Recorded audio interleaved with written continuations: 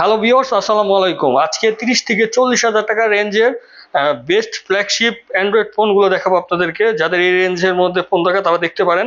First যেটা দেখাচ্ছি এটা হচ্ছে Xiaomi Mi 12 Pro 8GB 256GB। এটা হচ্ছে কার্ভ ডিসপ্লে একটা ফোন এবং Snapdragon 8 Gen 1 চিপসেট দেওয়া হয়েছে ডিভাইসটাতে।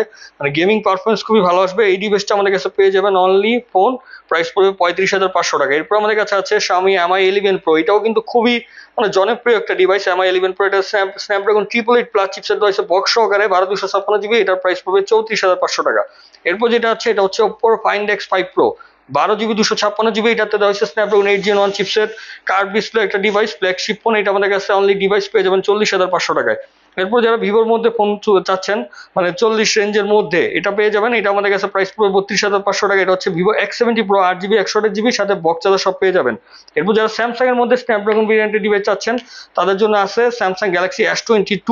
এগুলো হচ্ছে 8GB 128GB Snapdragon 8 Gen 1 chipset রয়েছে ডিভাইসটাতে, ফিজিক্যাল ডুয়েল সিম বক্স সহকারে। এগুলোর প্রাইস পড়বে আমাদের কাছে 37,500 টাকা। সো যাদের এই ডিভাইসগুলোর প্রয়োজন চলে আসতে পারেন আমাদের গ্যাজেট ফেয়ারে।